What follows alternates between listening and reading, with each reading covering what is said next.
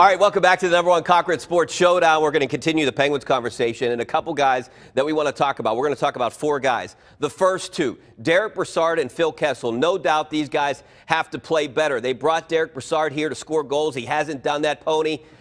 What do you think's wrong with this guy right now? Does he not fit in? Would you take back the trade? Do you keep him on the 4th line? Do you move him up and play him somewhere else? Do I have enough time to answer all those questions, Richard? Yeah, you do. I'm going to give you all the time you need to answer all those questions. I was a huge proponent of the trade. I have to take it back right now. I thought he was better in Game 5. He set up the first goal, the Alexiak goal. I'm talking about Brassard now.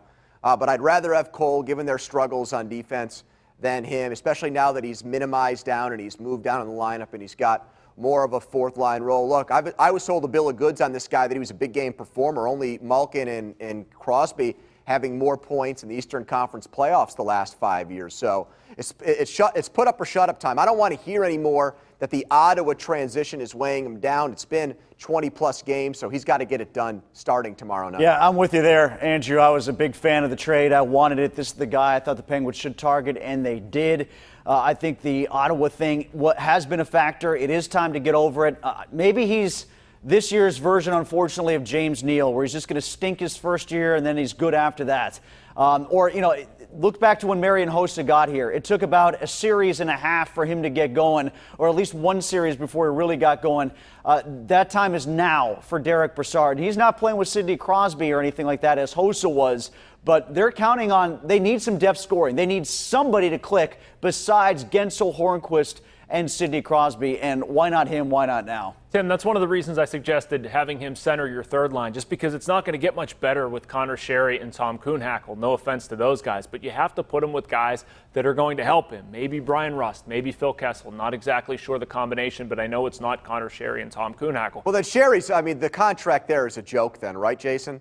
Yeah, I mean, if he's a 4th-line player making $3 million, he was a top-line player for them in the Stanley Cup Final 2 years ago. Now a guy can't get it done with him? Well, and he's a 4th-line player, too, who's not great defensively, doesn't kill penalties, doesn't play with any sort of size or bite to his game, isn't that great on the power play. He hasn't scored in the playoffs. I don't mean this like to be a Connor Sherry bashing session, but you would like you're being honest. Be more. No, yeah. Well, not only that, but you talk about size or bite, Jason. I think one thing that's been missing from Brassard's game, and you guys can disagree with me on this if you want, but when I remember him with the Rangers and the Blue Jackets in Ottawa, I always thought he was kind of a nudge, kind of a pain in the butt, like an agitator as well as a really good player, and I haven't seen that part of his game. Have you? No, I haven't. You know, I actually thought the 4th line played pretty good last night.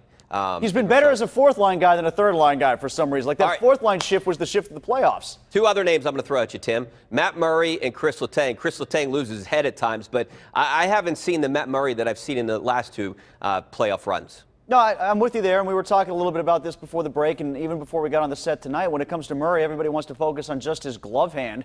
And I don't think his glove hand is slow. It's just the actual physical catching of the puck that's an issue. It's like he bats at it, or he never lines up the puck with the glove well enough to get it right in his webbing. It goes off his wrist, it goes off his thumb, and it's not just the glove. I don't think he's been as positionally sound as he has been in years past. That economy of movement that we always heard about Matt Murray has not been there in these playoffs. But he'll be the difference between them, and for me, they'll win the series because of him.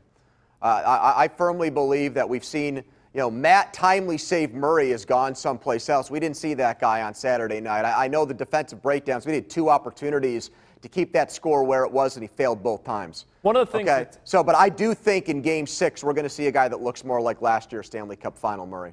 Yeah, just piggybacking off your point, Andrew. I mean, it sort of fascinates me about Matt Murray, how he can look the way he did the other night, and he has to be better. I'm not lobbying and saying that that's okay, but look at the Stanley Cup Final last year. We were talking about potentially benching him for Marc-Andre Fleury, and then all of a sudden he starts throwing up zeros and never gives up a goal again. So it can flick on that quick. Yeah, it's going to have to be, you're right, Jason, it's going to have to be exactly what we saw after the 2 games in Nashville last year coming back to Pittsburgh. Tim, I've got more confidence in him than Letang at this point. If you're telling me one of these struggling Penguins is going to up their play for Game 6, I'd bet on the goaltender before I did the #1 defenseman. I don't know where Letang is right now.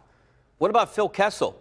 I mean, Jason, is he injured? Are you buying into that? I mean, what's wrong with this guy? I don't think, from what I understand, Richie, I don't think he is injured beyond what everybody else is. And honestly, of the issues that he's experiencing right now, it's not my understanding that he is physically limited.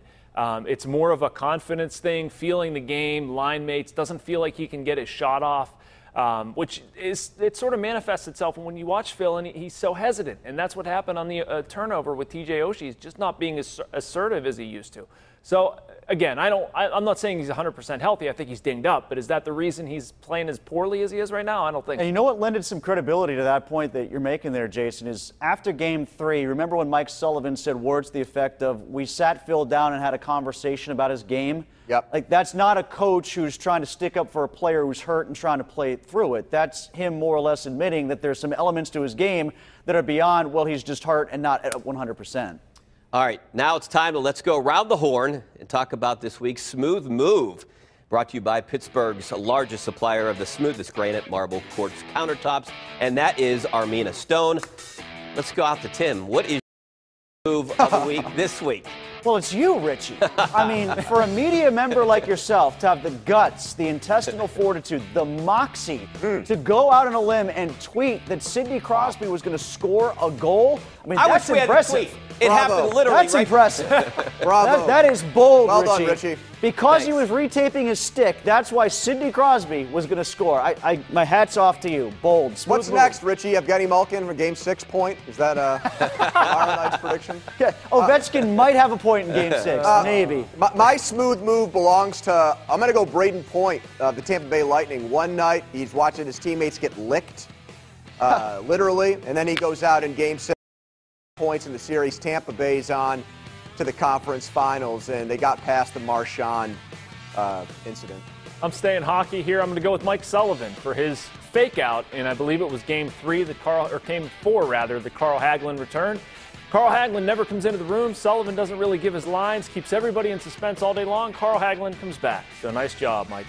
All right, no predictions tonight for me. My smooth move is everyone is getting along here tonight. I actually like the Penguins to win tomorrow. That's my smooth move. Oh, Richie. For Armina Stop Stone. the presses. I'm going to predict it. Walstradamus. And that is our smooth move of the week, brought to you by Armina Stone, who features Pittsburgh's largest indoor stone gallery of granite marble countertops imported from all over the world. Give you the smoothest countertops in the area. Score a touchdown or a goal with the new granite countertops from Armina Stone. #1 Cochran Sports Showdown. We'll be right back.